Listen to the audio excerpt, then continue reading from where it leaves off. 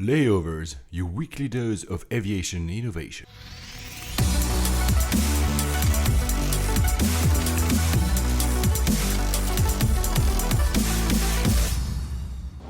Hello, ladies and gentlemen. Welcome aboard from the flight deck. This is Paul Papadimitriou. Hello, everybody. This is Alex Hunter. We'll be your pilots for this show about the news, the startups, and the technologies defining the modern air travel experience. Our flight time today, 1 hour and 2 minutes, and we expect an on-time arrival. Coming up on this flight, the true meaning of disruption in air travel, innovations in the front of the cabin that trickle down to coach, a petition to prevent US airlines from limiting legroom, a court decision that changes the game in passenger claims for delays in Europe, a smart luggage startup proves not that smart after all, Quebec Airport puts an Apple Watch on its wrist, United equips its flight attendant with iPhones, and its frequent flyers with a secret program. As we reach our cruising altitude, I'm going to turn off the fasten seatbelt sign for you. Now, ladies and gentlemen, sit back, relax, and let's turn on those noise-canceling headphones. Flight 25 to Long Beach. Oh, Long Beach. I have a soft spot for there at airport. I'll tell you why later. What a lovely place. What a lovely destination. Sunny California as well. Oh yeah, we wish we were, because it started raining again in London after a week of sun. No, it's gone. Yeah, so, it's going to rain for the next away. 6 months, so we better get used to it. As usual, I'll start with some shout outs. I'm first going to say that even though we do shout outs, I've received more and more feedback over the episodes, and especially in the last one. They're all very cool, meaning that we will not cover all the feedback we receive. So don't feel bad if we haven't. It doesn't mean that we don't like what you're telling us, but we would spend otherwise 15 minutes just thanking everyone. There's also some people sending us stories. Same thing here. If we don't cover the stories, doesn't mean that we don't like them. It might mean that they do not fit in the editorial we created for the show. We might save them for later, etc. So just please do not feel bad if we don't use the stories. And keep sending them in, because we really appreciate them. Actually, Michael Fuller, whom we thanked last time, again sent me a lot of interesting tidbits. So I want to thank him very much for it. He said one thing that is actually very interesting. He said that at one point we should talk about leisure carriers, because it's true that they're a big feature of the market. You know, these almost charter planes for holiday destinations. They're a big chunk of the market, and it's true we haven't talked about it, probably because I don't know if you use them, but I don't really use them, so I don't know them very well. No, I haven't taken one in a long time, but I do know that my mom took one recently, and I think maybe Thompson, brand new Dreamliner.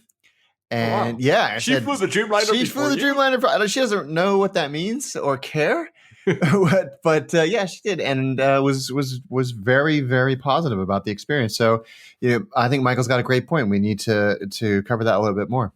Yeah, we should. A few quick other shout outs. Cédric Ingrand is a broadcaster in France. He's a geek, runs one of the very famous French show about technology. He said that he loves our show, so thank you very much. He's at Cédric on Twitter. He also said, keep the sound clean. So, Cédric, I hope that we are good enough for your sound quality. We don't have broadcast quality, but we try our best. And the tips appreciated, honestly. I know at the very beginning of our recordings, John Biggs kept telling us that we should have a better sound. I hope now that the sound is 80-20, so it's good enough for you guys. But if anyone has tidbits on how to make it even better, if you think it's possible, just let us know. But honestly, we're using Zencaster. That's another shout out, and it's really fantastic. Excellent piece of software. Another quick as well to Marcus Volter. Again, he mentioned that the angle of attack is not the glide slope. Right, Alex? Oh, yes. No, he's absolutely spot on. Angle of attack is the angle of the airplane relative to, I guess, the horizon. And the glide slope is the angle at which it's descending. I probably screwed that up too, but that's certainly my understanding of it. Marcus, please get in touch if I messed that up. Peter Johnson at Nasco Thornet, I think on Twitter, named us as one of these favorite podcasts. There was a International Podcast Day the other week. I didn't know that. Me either. So thank you very much. Yeah, we're really, really totally naive about this world of podcasting. By the way, in terms of podcast discovery, which is always a bit tricky, Product Hunt has started vertical on podcasting. So every day people can submit podcast episodes and not shows. That's the interesting bit. and people can then vote and choose. Oh, this was a cool episode, so I'm upvoting it, a bit like Reddit or Dig in the old days. So I started submitting our episodes there. So if you want to take a look there as well, we are there. It's a pretty cool feature. I hope that somebody solves this whole discovery thing on podcast. I had no idea it was such a problem, and I think that the podcasts that I have on my phone that I listen to regularly have all, now I think about it, come from word of mouth. Absolutely, exactly. So this structure, I think, that Product Hunt has put together is a great way to solve that, and I hope kind of proliferates outward pretty quickly. So Product Hunt is part of the disruption, because that's the term that all the Silicon Valley and everybody who kind of works in tech loves to use this word. I mean, if every time we heard the term disruption, we get a nickel, we'll be billionaires by now. And because we're on that topic, there was an article that got us both started very quickly about disruption. I'll let you run with it first, Alex. This article came up in Fast Company, which is a magazine that I like. I think they do good work. And it's called 3 Radical Ideas to Totally Disrupt Air Travel, which, of course, is an article title that piqued my interest. And so I started reading and then was violently ill all over myself as I started reading this article, because it's clear that the guy that wrote it, while enthusiastic, has perhaps never been on an airplane before. And of course, there's a patented Alex Hunter hyperbolic rant right there. But I find these articles hugely frustrating, and we'll post a link in the show notes, because it assumes that air travel is, as it currently is, completely broken, when it's absolutely not. Sure, there's some crappy experiences here from there, but there's also some consistently great experiences. And this was a brand strategist attempting to fix, quote unquote, the physical issues of an airplane, inside an airplane, and perhaps some of the boarding process. And I'll give you the 3 things that he suggests. Ban carry-on luggage altogether. I see you. For those who don't know, while we record, we see each other. We have a camera. So I see Alex both fuming and laughing at the same time. So that's why I laughed. So yeah, ban carry-on luggage. Basically what they propose is to drastically reduce the size of overhead bins to a very, very, very limited amount, like you might find on planes like the Q400, so very small propeller planes, or as they say, as it used to be back in the 50s or something. Honestly, what do you think about it? It's a stupid idea for a number of reasons. One, airlines would never do it because it is a huge amount of ancillary revenue for them. And he talks about fuel savings and things like that, but they're going to still have to carry all the stuff that you're now forcing me to check in. It's not like that stuff doesn't come on the plane. Yeah, and I would say that we had an interaction on Facebook, because a friend of ours, Ivan Hernandez, put that link and kind of copied us there. And Greg Anandale, whom we had on the show, said, I'm never going to part of my $10,000 equipment that I have on purpose next to me, because he has cameras and drones or what's not. And I get that. That's exactly my same sentiment. I have my MacBook. I have so much stuff that I really care about. I would never have them anywhere else but next to me. Not in a million years. Not in a million years. I think it's insane, and the economics don't add up, and no airline is going to do it. And he makes a point about running boarding simulations, finding that ditching all of the roller bags would expedite boarding by 71%. And that's not true. It can't. I mean, it may simulate that way, but we board and we faff. We take our jackets off. We look around. We may wait for somebody to get into the right seat. It doesn't work like that. You can't just assume that overhead bins and overhead bags are the root cause of delays. They're not. They're absolutely not. I also like the way they call it. It's a fedora bin or something, as if anyone knows what a fedora is nowadays.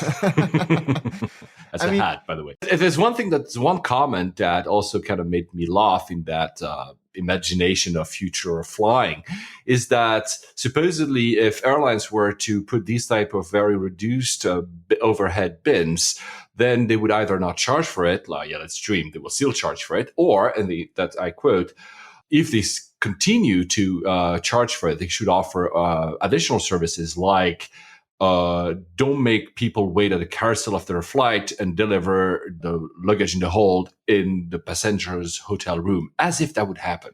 Yeah. I mean, it happens. Some airlines do it. Very few do it for premium passengers. But this is a bit of a pipe dream. It doesn't happen. Yeah, because with those two things, you're completely offsetting the claimed revenue that you would claw back. And what he's saying is that there should be smaller overhead bins for things like your laptop. But there are so many holes in the argument from a practical perspective. It's just not feasible.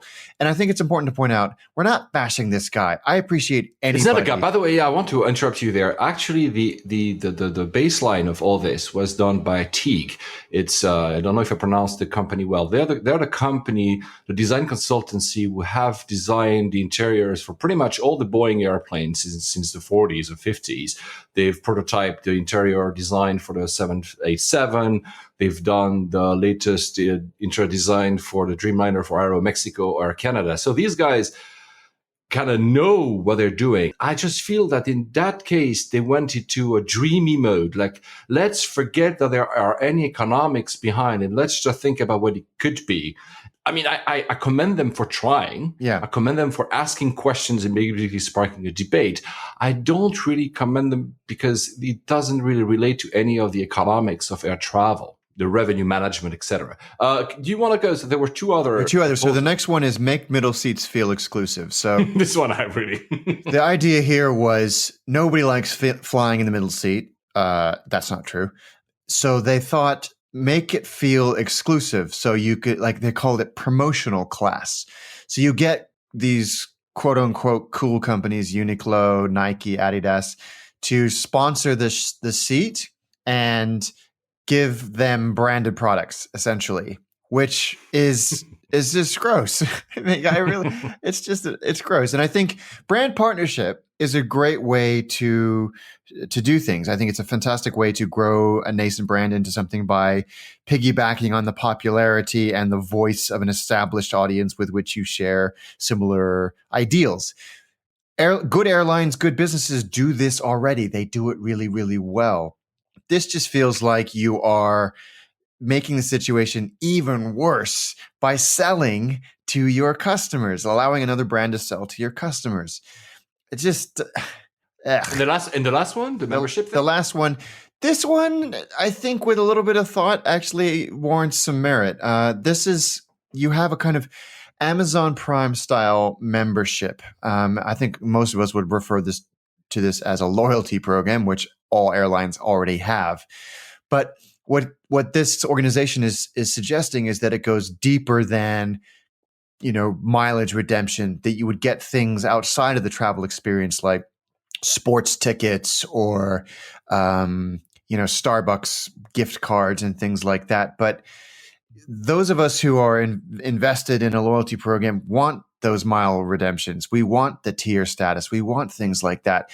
A good friend of mine who is in revenue management in the US for an airline did pop up and comment that he actually saw a little bit of merit in this idea, not as it was put forward, but with a little bit more thought and sort of practical understanding of the economics of and necessity of loyalty programs.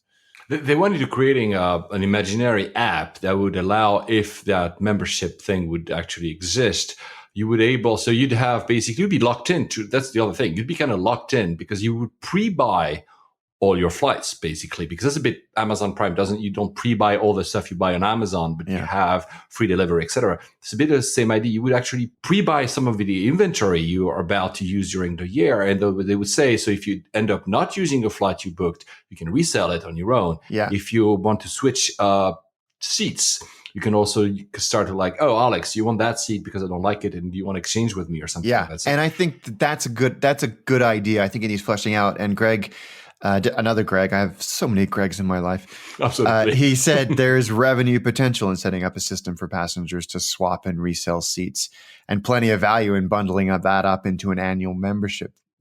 So when these proposals were made to the conference called Apex Expo, which is an airline passenger experience conference, they also had a lot of very, very negative comment about it. And I think the company not backpedaled, but went to say, oh, you know what? It was more of a thought exercise, who wanted to give open the debate. Yeah, well, why not? I just think that these are, in more general, I think that the problem we have so many people using the word disruptive for so many things. Every new app that allows you to book plane tickets is supposedly disruptive, or every new drink, Delta or United or Emirates, whomever offers you when you're flying is supposedly disruptive. We have to stop and step back. I think the disruption already exists in our travel. That's called, on one side, low cost, and the other side is called, these premium carriers like Emirates we keep mentioning here. Because if you want to take the analogy with Uber, we have UberX. It's low cost. Low cost has democratized travel to a way that is just incredible. Yep. I mean, people tend to have this kind of idealized imagery of the past. We see this image of Pan Am, and the upper deck of the 747 has a bar and a piano. The only thing that people might not realize is that these only existed, for some of them only existed even just in drawings, never actually existed. Yeah. And the Pan Am one I'm just mentioned was discarded after a few months because the airline realized it was better to put seats. So having a dream that supposedly travel in the 50s, the 60s, and 70s was much, much better is wrong. I remember as a kid, I was traveling to the US in the 80s with my parents, and there were, the plane was filled with smoke, the hair was rotten, the food was not that great. Of course, maybe there were a few more inches on the seats in economy. I was a kid, so I cannot totally relate to that, but come on, the price you would pay to do that travel, and now you can basically cross an entire continent for the price of a cab fare. Yeah, and I mean, this is disruption. It makes us sound like spoiled brats, doesn't it? I mean, we can sit in a plane, get from one continent to another continent in relative comfort, watching brand new movies on our own screen, eating not terrible food, as we discussed last episode. And yet we're saying this whole thing needs to be completely revolutionized and disrupted. It bothers me. I think the two things that actually make a market disruptive, the one thing aided by the other, is competition and regulation.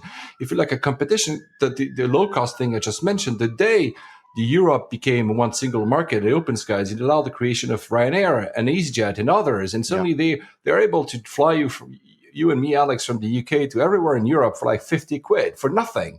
Whereas before we'd pay 10 times the price. And they also force, and that's competition, they force major airlines like Swiss, like Lufthansa, like in the US, United against Southwest. They forced Virgin, you guys, when we did, you forced the major airlines to kind of realign what they were offering because Absolutely. New people were coming. And on the other side, the Emirates, et cetera, that, of course, I understand there's a huge debate about subsidies, no subsidies, blah, blah, blah. But it's the same idea. They offer a new type of service. And look, even the Americans that are very critical about the Middle Eastern airline, now they're introducing live flatbeds for transatlantic, live flatbeds between JFK and San Francisco. So they're also upping the ante. So don't tell me that competition doesn't exist. Don't tell me that disruption is not happening. It's not perfect. We're not saying that it's perfect. We're not saying that it's great to travel. Yeah, sometimes seats are cramped. But seats, look, the example I took a few minutes ago about me flying in the 80s, a seat from EasyJet nowadays that doesn't have recline is far more comfortable than a seat in the 80s. Come on. Yeah, absolutely. At the end of the day, we vote with our wallets. We pay for that. We're okay to pay $50 for a flight that's not going to be extraordinary, but it's going to fly us to places we couldn't have been before. I think it's absolutely okay. Anyway, talking also competition, because that's going to be the theme of the show in a way. The competition allows for better planes. Now they hit the environment less. Of course, it's still a problem. There are lower noise. And since we mentioned noise last episode with Heathrow, so remember the chairman of Heathrow said that, it's great, the 747 is disappearing because it makes too much noise. Harrison. But it's funny because this week you've heard about a scandal. Volkswagen was cheating on its for the fuel emissions, having a software. And he went on and said, you know what? It's great for the airline industry as well, because all the effort we're trying to make on the airline industry will actually make us forced to even do better. They already, at Heathrow, for instance, introducing all the buses that I hate personally taking buses. They make them either hybrid or they want to go full electrical. Heathrow is also encouraging airlines to switch off one or more engines while taxiing. And they're also encouraging to switch off the air conditioning and other underutilized electricity eating generators. This is disruption, guys. I mean, Yeah. talking about another thing that is disrupting is the ultra long haul. These are things that couldn't be done before. And you found a new champion for these long haul, right? Yes. San Francisco to Delhi. Oh, wow, And back. They're not just going to go one way. This is Air India's flight that is going to start next year. So Emirates had announced Dubai to Panama City. And then just a few days later, which was going to be the longest at about 17 and a half hours. And now it has been pipped by Delhi to San Francisco. And I can't even comprehend how painfully dull and butt-numbing that is going to be. They're going to do it with 777-300 ERs. I think that's probably the only plane that could do it. But it's the product on Air India is not Emirates, right? You said when we shared that news that you wouldn't try to do that. No, I definitely wouldn't. Air India's reputation has not been stellar recently. They've had some bizarre issues. The in-flight product has suffered massively. So it'll be crazy. Imagine if the IFE stops working for such a long flight. Oh, that would be horrible. For those people who would like to make records, I'll post a link of all the longest flights you want to take. This one is going to be by far the very much longest. And I'm sure that when Singapore Airlines reintroduce its Newark, Singapore, that will take the crown again, possibly, because I think it's more than 18 hours as well. Another thing that happens, of course, in the realm of competition is, and we just mentioned it, is, airlines have to suffer through competition sometimes, especially the traditional ones. Lufthansa has done strikes again, not as much as last year, honestly, because you remember we even suffered, you and me, Alex, with canceled flights last year. But we did. It's still a problem. It's true that, and I would give that to some of the criticism of the airline industry. It's true that in some countries, the sacrosanct shareholder value might be debatable, to be honest. But we've seen other stuff happening. There's two other airlines that have announced. First one is Air France. So Air France has been downsizing of sorts in the past, but they've only done it through. In France, what they do is they encourage you to take your retirement plan, basically. So basically, you're not fired. It's not a layoff. It's a social plan. Whereas this time, discussions with the unions, especially with the pilots, have broken down, and they're basically saying that we will start firing employees because we have no choice. And they mentioned that look at Iberia and BA, so they're part of the same group, because they were more stringent about it, they were able to make profit. And there was a story as well about BA. BA at Gatwick specifically. BA have basically told some of their BA crew that they have to either leave or take a lower paid job as a customer service manager. So they're basically reassigning them to this new title without actually changing their duties. They could lose about $9,000 a year. Some of them claim, because with the most senior crew of this particular type, Gatwick, with 20 plus years of experience, earns $33,000, and I think $9,000 out of $33,000. That's not a small. That's stiff. That's huge. But here's the thing, and I think this is what is grating a lot of people. IAG, who, as you mentioned earlier, are the parent company of BA, are expecting to make £1.6 billion in profit this year. So they're asking some pretty reasonable questions about that. Why are we all having to do this when we're going to make so much money less this year? Yeah, this is probably, and we'll talk about United later in the show. This is also something that is, I want to make clear. I said I'm all for competition, but it has its downsides, and this is one of which. First, for the people, of course, if they lose their job, a massive pay cut, but also obviously for sometimes the inequality in how it's being made. So, and we're not here hiding about that fact. Kendall Crichton, you remember, we also thanked them in one of our shows. She works at Flyers Rights, based in Berlin now. She sent me, that's interesting. She sent me because the other bit, of course, the competition is regulation. I mentioned earlier that the seats were getting probably smaller. So they opened a petition. They had more than 30,000 signatures, and they Wow. actually submitted it to the DOT in the US. The proposal says that they want basically to have a moratorium, so to stop the airlines from reducing seat pitch even more than it is today. They argue that, first of all, people have, gained weight, that people are also taller than they used to be, and that finally, and that's something that you might actually appreciate, Alex, that a lot of the regulations for evacuation were made with old assumptions. And now if you have just 28 inches between you and your seat in front, which is the case for low-cost airlines in the US, you cannot evacuate a plane in 90 seconds. Do you think it's valid? I wouldn't doubt it for a second, to be honest with you. I think that's a little worrying, and I think it reflects a trend generally. And the Las Vegas BA incident has kind of highlighted the need for the ability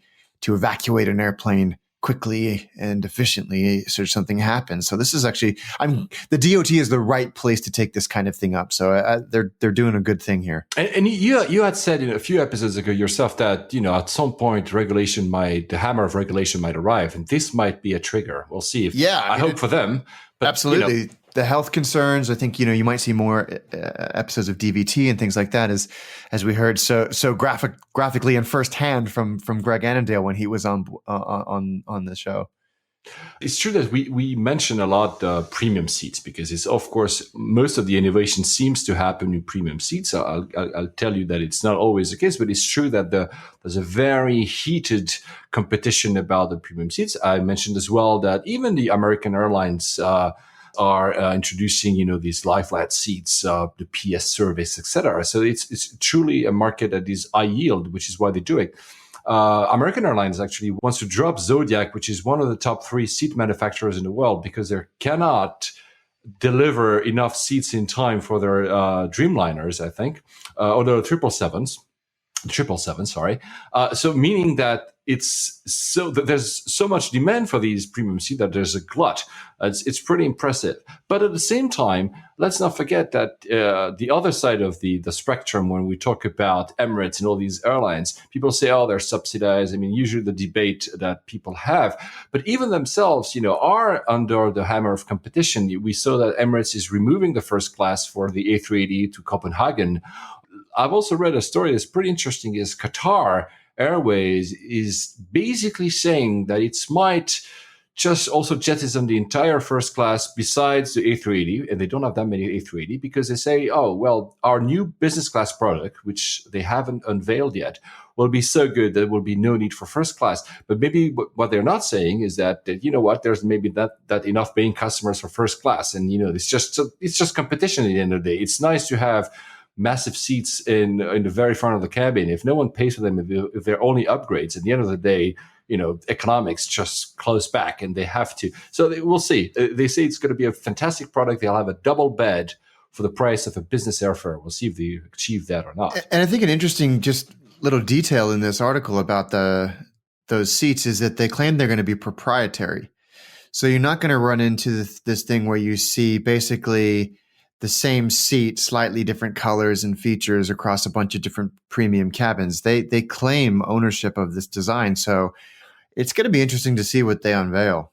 Saudia also has, I've never taken, have you flown them ever? No, I don't think I have. I hope I will maybe one day. I read an article that apparently for premium cabin, they have a seat with an articulated movement system which adjusts passenger seats automatically depending on their postures and body movement. Ew, that sounds awful. They've also made, actually, but you were mentioning Air India, they also have a Jeddah LAX, which is, I think, the 5th longest current flight without Air India. So the 6th, you better have that kind of stuff, a very comfy seat for these very long flights. Absolutely. Lufthansa, as for those who fly them, just finished its upgrade program. So basically all the long-haul flights of Lufthansa now have the new business class seat. If any of you is a Lufthansa flyer, you'd be happy. You don't have to check Seat Guru all the time to be sure you have one of these new seats. we keep mentioning the front of the cabin, but I think what most often happens is that a lot of innovation happens in the front of the cabin, and then it trickles down to the back because things become more cheaper. Of course, innovations for IFE, etc., can be spread all across the cabin. So it means that you also have good stuff happening in the cabin. There was, I think it was a BE Aerospace, they've introduced a jazz seat, which is a very lightweight seat with a lot of IFE. They are very comfortable seats, apparently, for those who have tested them. This is disruption, not the nonsense that we talked about at the top of the show. The jazz seat, I strongly encourage you to take a look at it. It's really, really interesting the way that they've done it. It's so cool. It's from Panasonic, and it's just, as Paul said, it's lightweight, but it doesn't kind of take away the creature comforts. It's got a great IFE system. It's got the plugs and stuff you need. It's got a LED light at the bottom of the screen bezel, so it's not pointing down at you from the ceiling of the cabin. It's pointing. It's much more localized, which is so clever.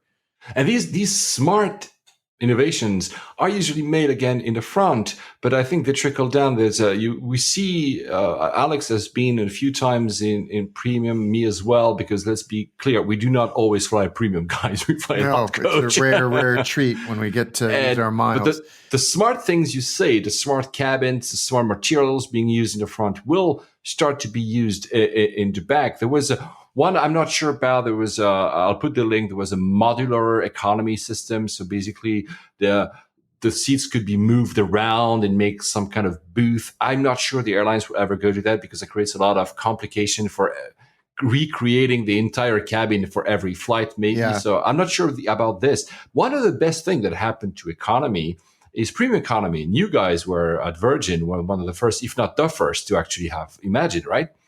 Yeah, I believe Virgin Atlantic was among the first to have something like premium economy. And you see that more and more for a very reasonable price. Berlin just announced its XL product. So basically you have slightly more legroom, a slightly better seat pitch. So this is also something that happens more in the back of the cabin. Not all the airlines ask premium economy, but I think this is something that we'll see more and more being developed. But there was one other that really, I'm not sure it's going to ever happen. It's I don't know. Can you describe it? I don't know how to describe it with these. I've read this article like 3 or 4 times, and I'm still not 100% clear how it works. But essentially, the design is supposed to allow the aisle seat to slip, quote unquote, sideways over the middle seat, making the aisle bigger, so that you can get like 2 people side by side walking down it, or a wheelchair, and it's basically, again, trying to alleviate the awfulness or perceived awfulness of the middle seat by giving them a slightly wider seat, dedicated armrests, things like that. But it seems like a massively over-engineered solution to a problem that is perceived to be much bigger than it actually is.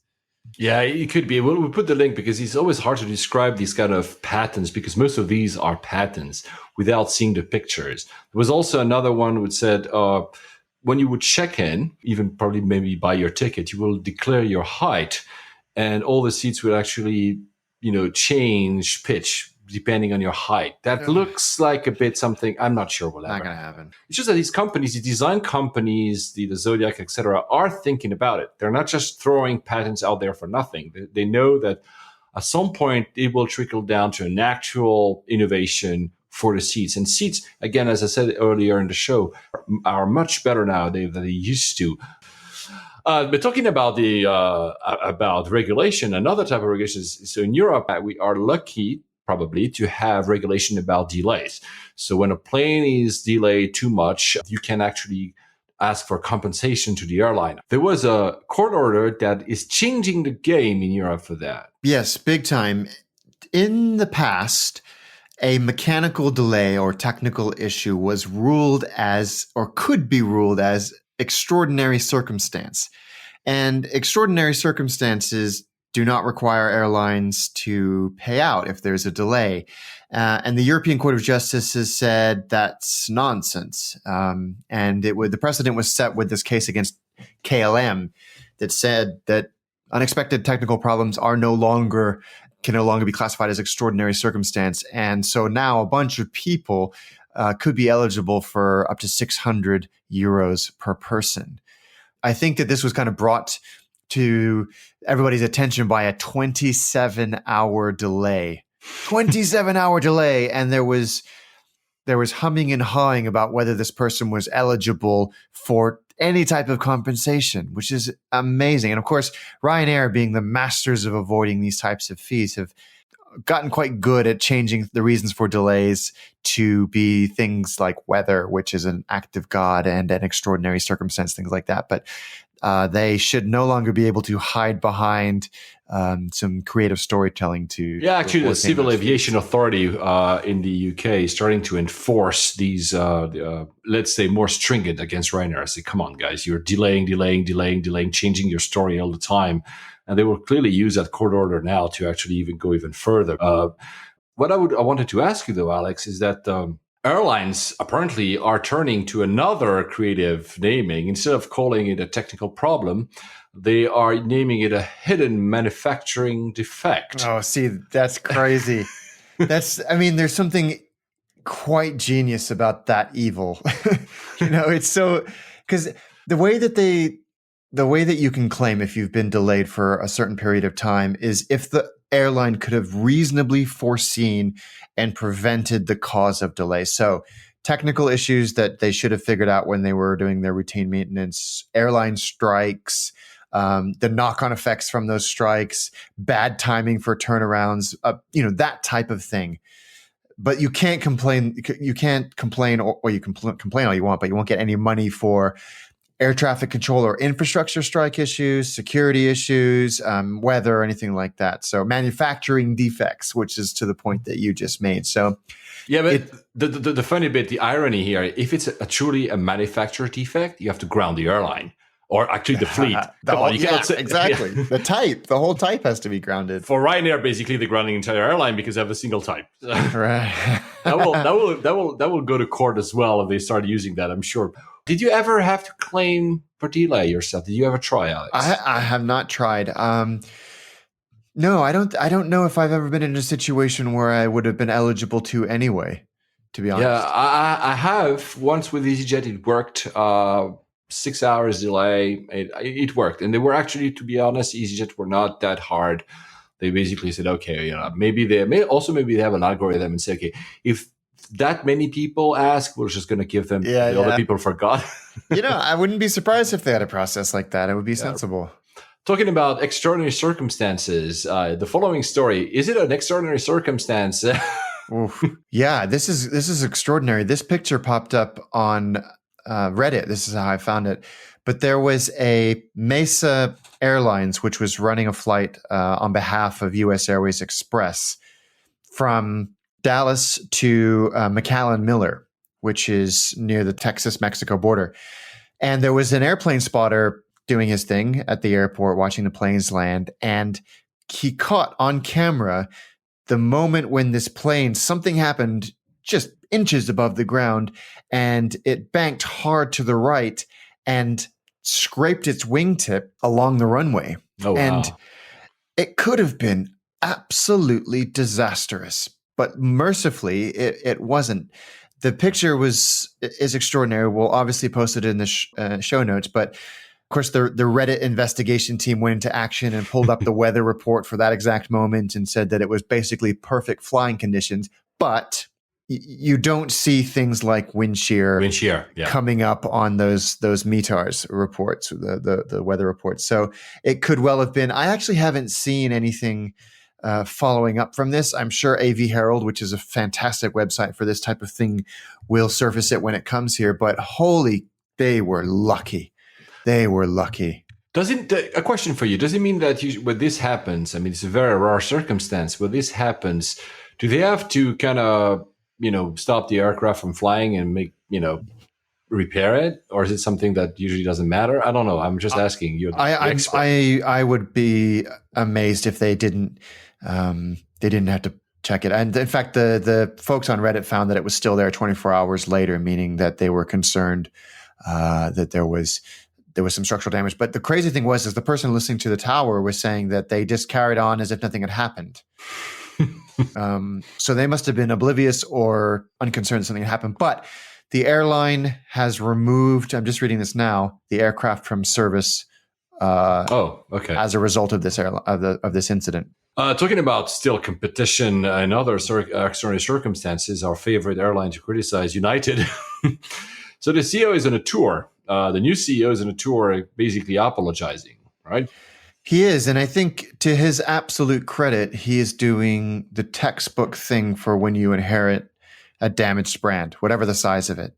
And he's done a good job. He's going all over the place, and he's talking to and meeting with employees so far: Chicago, Denver, DC, Nashville, and is on his way to Newark and Dulles to say we haven't been good enough as an airline. And he's also saying this to employees. They took out a full-page ad in basically every major U.S. newspaper saying, we're not good enough. We have this new website called unitedairtime.com where people can vent, basically share ideas for improvement and things like that. I think he's handling it well. Whether or not this sort of cap in hand apology first methodology actually turns into action it remains to be seen, because they keep having bad things happening. They actually use a word, a sentence I found quite telling. He said that meeting all the employees, he said they are not a happy bunch. Yeah, I figured. And he described them with a triple D, so disenchanted, disenfranchised, and disengaged. Yeah, that's the recipe for a crap. There's a lot of work. There's a lot of work to do. I mean, there's really a lot of work to do. I think it's, again, important to point out that United is not a universally terrible product. Absolutely not. It wouldn't be fair to say that. And I think that there are people at that airline at every function who are extremely engaged and dedicated and franchised. It's true. And who do great work every day. But I think this is a reflection of what everybody thought, that this is an airline that is deeply, deeply unhappy inside and out. So it will be interesting to see once he's finished this mission to see what they actually do to fix it. There's a bit of a debate though, because you mentioned earlier that BA was making a lot of money whilst trying to either fire or reduce the salary of some of its employees at Gatwick.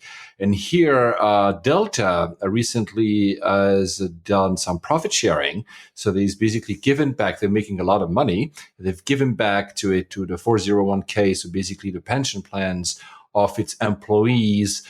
But United is using the money, is planning to using the money to do $3 billion of it. That's not a small amount. No. To do a stock buyback. And there's a bit of pushback there saying that, look, Delta is actually kind of giving back to the employees and giving back to the company, to the people, whereas here it's back to the shareholder value. I mean, we'll see. It might be that the plan was already along, or they have to pay the ex-CEO, right? Yeah. And even Munoz, the new CEO, has said this probably isn't the greatest idea, and I can understand employees why you're not huge fans of this. Yeah, but they're trying to actually woo consumers, so especially the frequent flyers. I'm not a frequent flyer of United, although I have status on Star Alliance. They have had a secret program, an upgrade program for years. Actually, you found an article dating from, I think, 2013. 2 or 3 years ago, yeah. Exactly, explaining it. But Brian Summers has found out that it's relaunching a new program. The rules are obviously totally obscure. Nobody knows if you're in the program or not. I'm sure they have some, again, algorithm and rules to say if Alex Hunter is part of the program or not. But it allows you suddenly to be upgraded much easier certain routes for the first class product. First class, of course, internationally, they don't have that much first class, so that limits the program. But they're making an effort. They're trying to say, okay, look, Delta, to take the same example, the same airline is competing with them. Again, competition, see? Delta is offering these very high yield customers. It's offering their private jets. We mentioned that a few episodes ago to say, okay, for the final leg of your flight, we'll give you a corporate jet to finish it. So United is in this current heavy waters and say, okay, we'll upgrade you. We're not going to tell you how, but we'll upgrade you. Trust us. Interesting concept. Interesting. Well, maybe it works. I mean, I've never been part of a secret program. I hope to be part of a secret program one day. It's also giving United is also handing out an iPhone 6 Plus to all its crew, flight attendants. Basically, that has an app that will have all the information about passengers. So there's, of course, a double-edged sword. Some people say that's creepy and that's an invasion of privacy. The other said that, you know what, if you want to say, hey, Alex, how are you? You must have the information beforehand. Yeah, and I actually talk about this in some of my talks that I do. This is something that's happened on paper for 30 years. Yeah. And airlines that do well at that type of thing by addressing passengers by name, remembering previous itineraries, are just good at surfacing the data that the frontline crew need to use to create moments of delight. BA Absolutely. did this with iPads a couple of years ago, and then did the stupid thing of writing a press release and a case study about it. So they're saying that the magic is not magic; it's just process, and this is what United have done as well. Yeah. There's nothing wrong with this. It's a good idea, as you say, but explaining it, talking about it is dumb.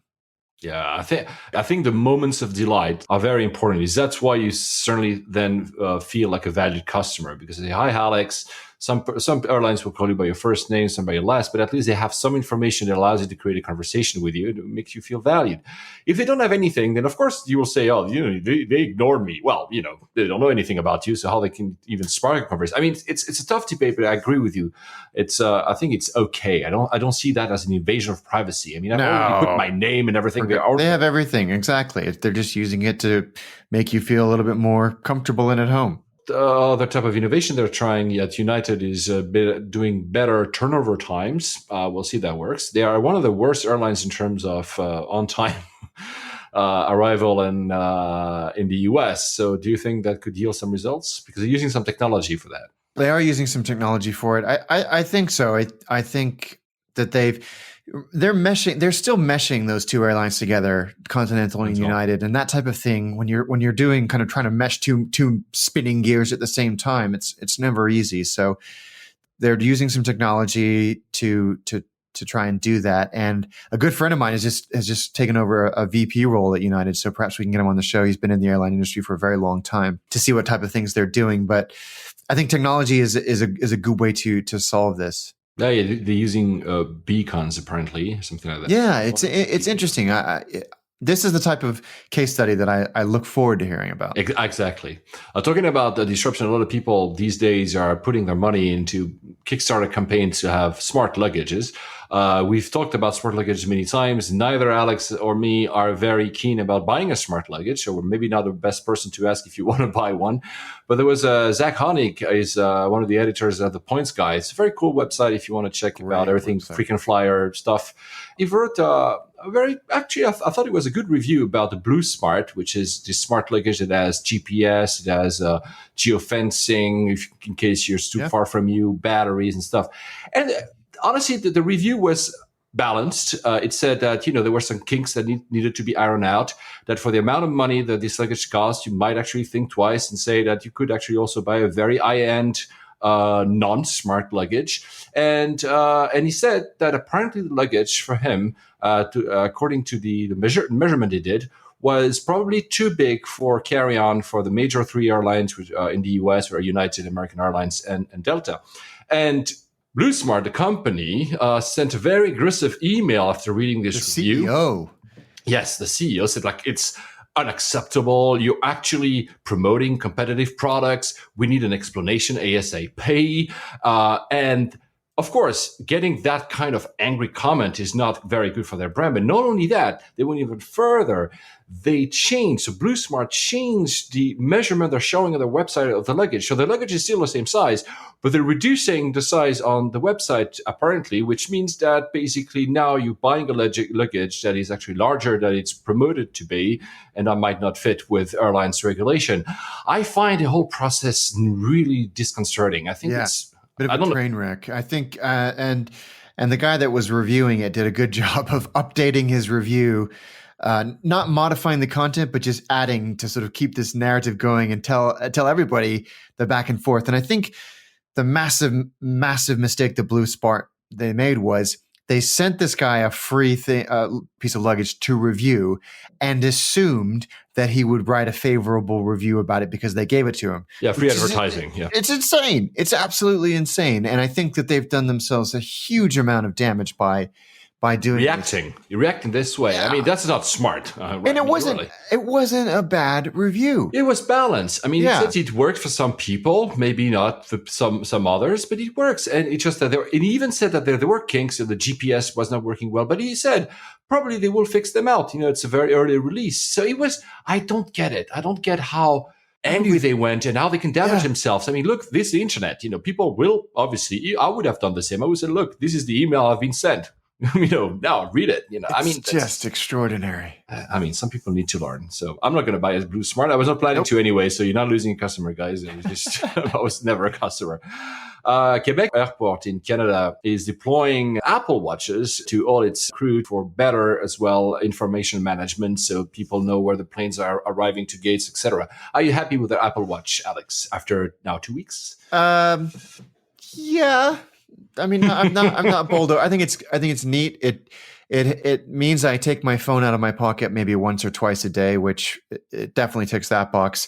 For this type of thing, the notifications, X-plane is wheels down or something like that, I can absolutely see the thing. But trying to access information in a timely manner, it's faster to pull my phone out of my pocket. A notification perspective, I think it's phenomenal. I agree, makes sense. Haneda Airport had done a similar experiment, but I think it was with a Samsung watch, if I remember correctly. These are little things that make their work easier and probably also create better turnover time, better service at the airport. So I think it's good. AirAsia. Have you ever flown AirAsia? No, but actually I might in April. Oh, you will tell me, because I've never flown them, neither them or the AirAsia X. And the co-founder, Tony Fernandez, said that his company, the airline, was basically an internet company. It's a strange thing to say. Does it not make sense? They're an airline. Yeah, they're an airline. But then when you think about a brand like EasyJet, you have all the stuff they do around, which is now goes to the buses that run to airports, to other stuff. So, and a lot of it happens online. It's an e-commerce company. You're being upsold to buy an extra ancillary services there. So in a sense, I get it. I'm not going to say they're purely an internet company, but I understand why you would say it. If it's his way of saying that they are embracing the spirit of an internet company from innovation, they're doing best in practice, e-commerce and tech and joining everything up across their services, sure, it's an admirable aspiration. And they are actually making more than 20% of revenue from ancillary goods and services. So it's a big chunk of their airline. Staying in Asia, we finally have the answer. Will Malaysian Airlines change its name or its branding? Alex? No, they will not.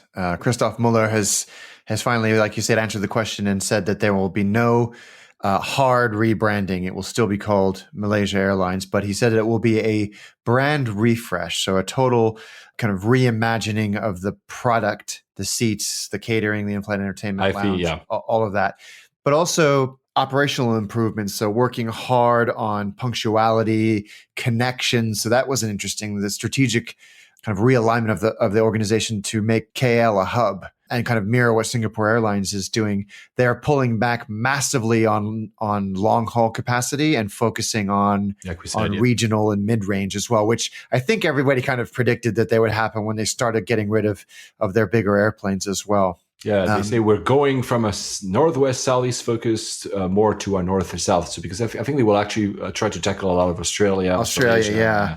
Honestly, it makes sense. At the end of the day, you better put money in the product itself, which was not out of the ordinary. It was not bad, but it was not great either. It was really so-so. Other than actually putting all your money and just repainting the planes and creating a new logo, which that costs a lot of money. So I think it's a fair and intelligent decision. Yes, agreed. Talking about money to spend, Emirates, of course, has a few quid on the side to spend, and they just released an ad today. We are recording on October 5th at 11 a.m. GMT with Jennifer Aniston. So they had signed a contract with Jennifer Aniston, the famous U.S. actress, I think it was in August, for $5 million. The first ad is released, and honestly, after what Eddie had done with Nicole Kidman or what BA had done with Gwyneth Paltrow, this ad is really cool because it's really funny. Yeah, it is. It's very funny. It's none of the same kind of beautiful, elegant, or handsome man, or sort of classy kind of person. Kevin Spacey did it for American Airlines for a long time, gliding down the aisle into one of the premium cabins. It is a sitcom-y, very funny poke at what Paul and I think is Delta. Yeah. A friend of mine, Eric, told me for him the first airline he thought was United, but I mean, it could be any of the three American airlines. Honestly, it's very funny. I would encourage you to watch it. It does a great job of showcasing the product. Obviously, there's no bar here, but we do have hot towels and a bag of peanuts. Peanuts, right? It's good. I think they did a great job. It's a great job. I really loved one thing at the end. You'll watch it. I'll put, of course, the link on the show notes. Probably by the time everybody would have watched it, I think I shared it exactly at 11 a.m. Now it has already more like, I think, 2 million views, so it goes very, very quickly. Yeah. But I really liked one thing is that at the very end of the ad, she says something I would say when I'm long haul in premium with Emirates, says, maybe we could fly around a little bit longer, like an hour. I would have said the exact same thing. I think I might even have said it. And still talking about stars used for airlines, a friend of mine, Frankie, in Japan, just flew from Tokyo to Sapporo, and he put on Instagram a picture of the in-flight magazine from ANA. Usually at the very end of the in-flight magazine, you have the fleet. It tells you that they have this or that aircraft, etc. And behold, the Millennium Falcon is so good. They're milking this relationship with Disney for as much as they can. And good on them. It's so cool. To show that airline doesn't always need disruption, and there's also light and fun stories. The airline industry is cool. One first story, we had the NFL, the National Football League, playing in London on the last Sunday, but there was this exchange on Twitter that was just so funny. It's hilarious. I think I can't tell if this is a total cultural misunderstanding or if it's the perfect example of incredibly dry British humor. But Joe Philbin is the coach of the Dolphins, who have had a bit of a rough start to the year, to say the least. They're 1-3, and they lost 27-14 in London against the Jets from New York. And so a couple of people tweeted out saying things like, Joe Philbin's going to be left in the Heathrow airport lost and found, to which Heathrow Airport's official Twitter account replied almost immediately, "Hi, Jay, we apologize, but we do not process people at lost and found." I think that was brilliant. That was absolutely brilliant. Absolutely brilliant. And then they invited him to apply for a new job as a baggage handler and giving them the link to apply. Just great. And another feel-good story, Toronto Pearson's International Airport. There was a teddy bear that was lost by a 4-year-old girl. Couldn't find it. She had obviously forgot it in the airport. And they made sure that a teddy bear would be in the hands of that 4-year-old. Her name is Phoebe, but they documented the whole thing. So first you see the teddy bear in a drawer at the airport. Then you see it being scanned and the X-ray scanner at security. Then you see it on the moving sidewalk. I find it very cute. And that shows that, people, like you said earlier, even for United, people can be lighthearted. Most of the time, people are extremely nice in the airline industry. So I commend the staff at Toronto Pearson International Airport because it was a really, really nice story. But now to Long Beach. For me, when somebody mentioned Long Beach, he draws me back to the story we had a few episodes ago about Iron Maiden and Bruce Dickinson, because he very famously screamed on Live After Death, which is a very famous live album, "Scream for me, Long Beach!" So that's the only thing I know about Long Beach. So I'll let you run with it. Long Beach is fantastic. It's one of my favorite airports in America, if not the world. I have a friend who lives there, and so I've been through it many, many times. It's in the greater Los Angeles area. And it's a pretty big airport, but it's mainly focused on regional traffic. Its top destinations are places like Salt Lake City, Vegas, Oakland, which is near San Francisco, Seattle, and San Francisco itself.